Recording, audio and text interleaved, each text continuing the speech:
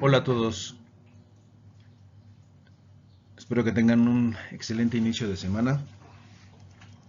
Vamos a tratar el día de hoy un tema que lleva por título de los delitos financieros.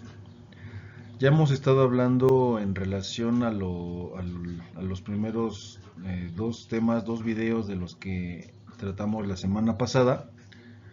Las fuentes, las leyes supletorias, las leyes primarias, los conceptos. Ahora pasamos al siguiente, que, repito, lleva por título los delitos financieros. Es un tema altamente delicado porque estamos hablando sobre todo de las finanzas en las cuales a cada rato se cometen más delitos, tanto para personas físicas como para personas morales. Vamos a ver primero que nada el concepto de regulación financiera.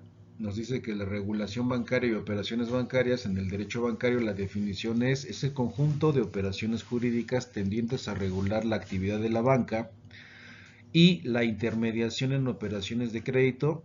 El objeto de estudio de la materia son los sujetos que interactúan en las distintas operaciones bancarias y las instituciones de crédito.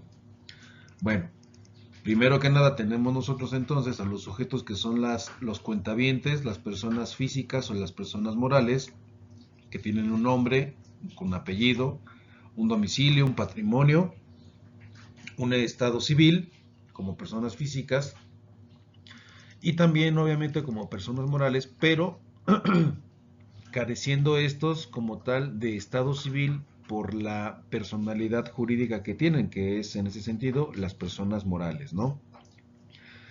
Recordemos que las personas morales no tienen un estado civil porque estos cuentan como personas que solo forman parte de un estatus físico, eh, pero obviamente como materia en ámbitos mercantiles, estas personas en el ámbito mercantil, las personas morales no tienen como tal esa personalidad de tener el estado civil, puesto que nada más a esto les corresponde a las personas físicas, es decir, las personas morales, si forman como tal una institución, una sociedad mercantil, estos no pueden contraer matrimonio y las personas físicas sí, ¿vale? Por eso es ahí la diferencia que marca como tal el ser personas físicas de personas morales. Tenemos el otro, el marco jurídico de la actividad bancaria en México. A medida que las transacciones bancarias se diversifican, existe la necesidad de regular dichas operaciones por medio de las disposiciones jurídicas que dan certeza y seguridad a los usuarios. La legislación bancaria es muy amplia y está constituida por múltiples ordenamientos que organizan, reglamentan y dan sentido a las diversas instituciones y operaciones bancarias. Entre estas leyes destacan, ya habíamos mencionado unas cuantas las sesiones pasadas, la Ley de Instituciones de Crédito, la Ley General de Organizaciones y Actividades Auxiliares de Crédito, la Ley de Títulos y Operaciones de Crédito, la Ley Reglamentaria del Banco de México, entre muchas otras más. En la siguiente imagen que vamos a tratar ya sobre lo que son los delitos financieros, son estas las leyes en las que prácticamente se versa para tener que llevar a cabo la regulación de un acto o delictivo cometido de una persona moral a una persona física o de una persona física a una persona moral. Ya obviamente hablando de lo que es un procedimiento en lo legal, en materia penal, sí son delitos considerados como federales, porque obviamente causan un daño en el bien jurídicamente protegido que es el patrimonio de los usuarios o de los usuarios financieros. A eso es a lo que se refiere. Entonces, cuando nosotros estamos hablando de un bien jurídicamente protegido, estamos hablando de lo que afecta directamente a la persona física o moral y que éste está susceptible a ser protegido por la propia ley. Por ejemplo, me salgo un poquito de contexto. Si estamos hablando de el delito de violación, por ejemplo, El bien jurídicamente protegido es la libertad sexual que tiene la persona para elegir libremente con quién mantener una relación sexual. El bien jurídicamente protegido es ese, su libertad sexual de ejercerla de manera libre frente a otras personas, ¿no? Por ejemplo, otro ejemplo tenemos, ¿cuál es el bien jurídicamente protegido del delito de aborto? Pues es la vida del nonato, del que todavía no ha nacido. La ley protege al que todavía no nace, sin importar que éste no tenga la capacidad física o mental o jurídica para protegerse él mismo. La ley lo protege frente a inclusive la propia decisión de la madre, ¿no? Entonces, por eso es un delito, entonces por eso se le llama bien jurídicamente protegido. Regresamos al contexto de lo bursátil financiero. Entonces, si hablamos de un bien jurídico protegido en relación a las cuestiones financieras, es en donde se afecta directamente el patrimonio de los usuarios financieros. Esto es lo que la ley va a proteger. Bien, ahora tenemos los delitos financieros. Dice que se cometen en un entorno profesional o comercial con el objetivo de ganar dinero. Estos delitos no son violentos, pero ocasionan pérdidas a compañías, inversores y empleados. Estos delitos incluyen fraude, hurto o algunas otras violaciones a la ley. Los delitos financieros incluyen a cheques y depósitos fraudulentos. Inclusive también hasta nos podríamos ir con cuestiones hasta de un pagaré, por ejemplo, el cheque en sí, no sé, ya un poquito yéndonos más hacia enfrente, tal vez hasta los mismos contratos, que sean estos firmados sin una voluntad propia de la gente y que obviamente al no reconocer una cuestión financiera dada por, no sé, se me ocurre que a lo mejor un préstamo bancario, ¿no? Si allí no viene estipulado el porcentaje del CAT promedio anual, o viene elevado, pero a ti te lo comentaron en voz que iba a ser, no sé, suponiendo del 5% y cuando te das cuenta del CAT promedio anual que se eleva a, no sé, 45.5%, ahí sí ya hay una violación. De hecho, también hasta puede considerarse como un delito y hasta delito financiero. Y también se puede acudir a la autoridad para llevar a cabo la regulación de esa situación penal en contra de la autoridad o de la institución bancaria en sí. Dice entonces que se consideran delitos bancarios o hasta delitos financieros aquellas acciones que por su naturaleza son cometidas mediante operaciones propias de los bancos u otras instituciones financieras en detenimiento de los clientes de los mismos.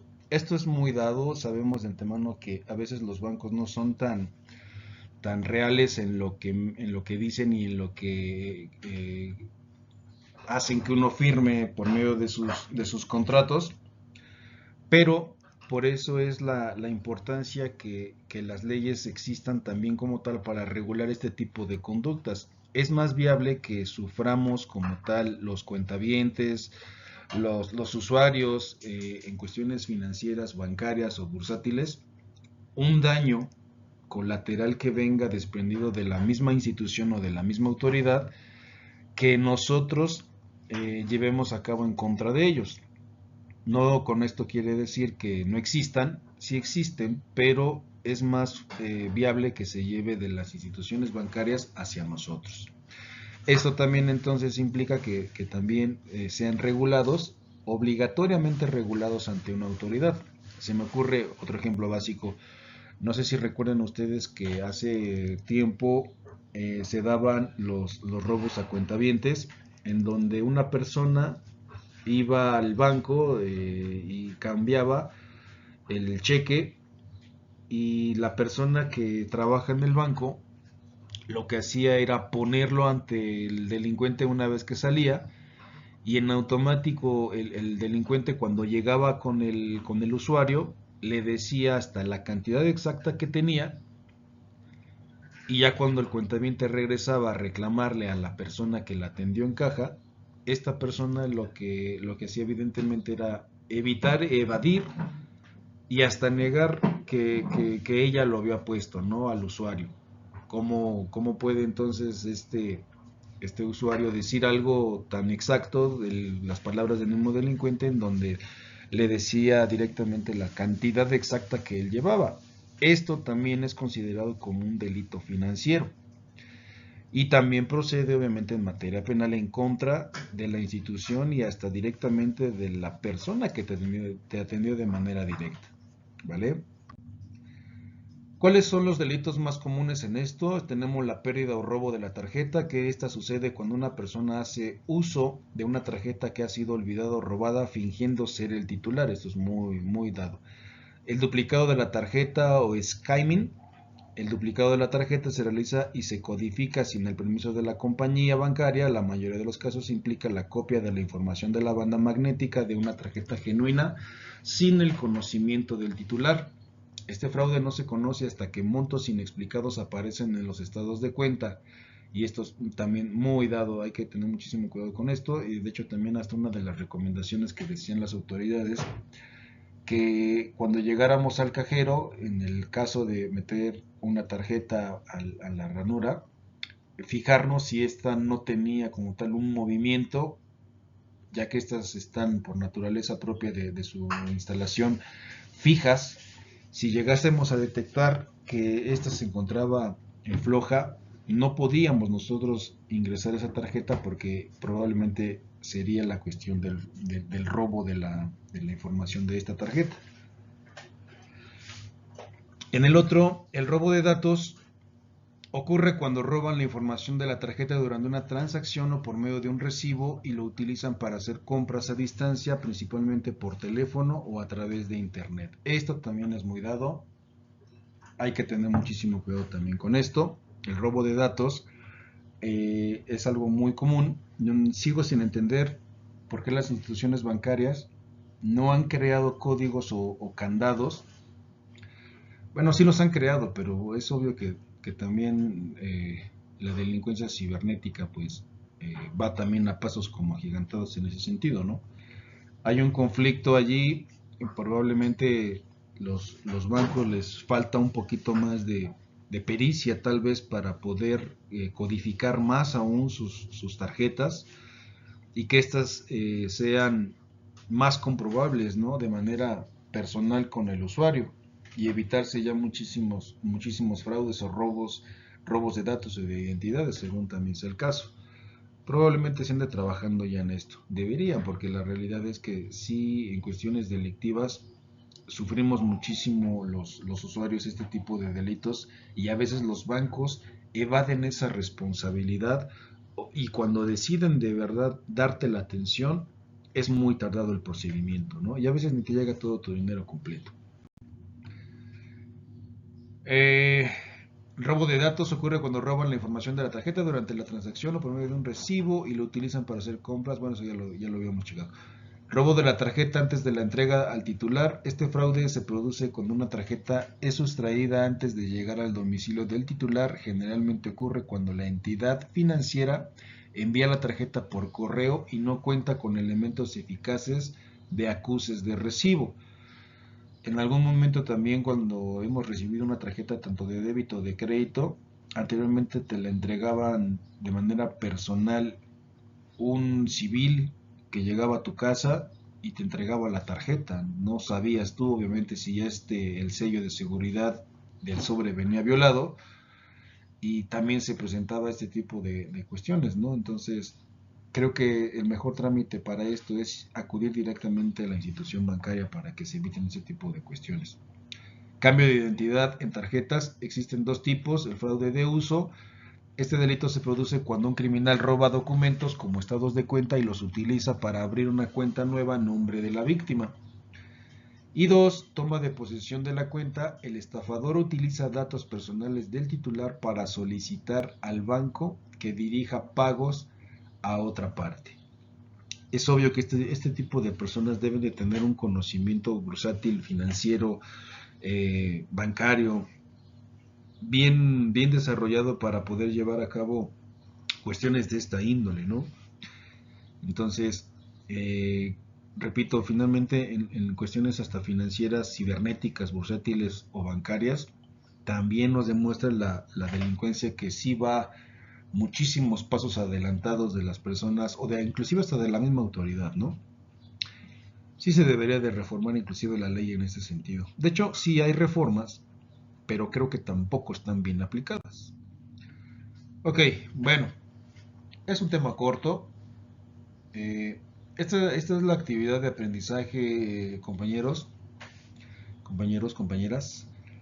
Elabore un mapa mental en donde atendiendo al bien jurídicamente protegido, ya les expliqué lo que es el bien jurídicamente protegido, clasifique a los delitos bancarios, bursátiles y al lavado de dinero, señale el marco legal y la pena por cada tipo penal señalado.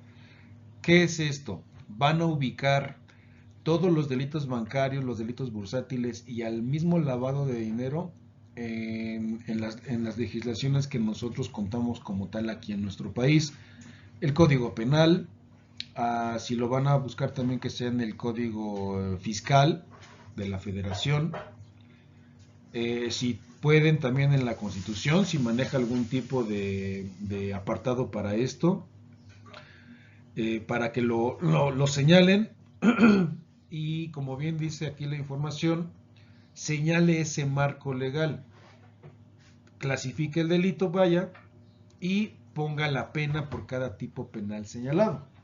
Eso es lo que requiero, no sé si se me ocurre, no sé, robo de identidad, lo ubico en el Código Penal, lo ubico a lo mejor en el Código de Comercio, no sé, según la legislación que ustedes como tal encuentren.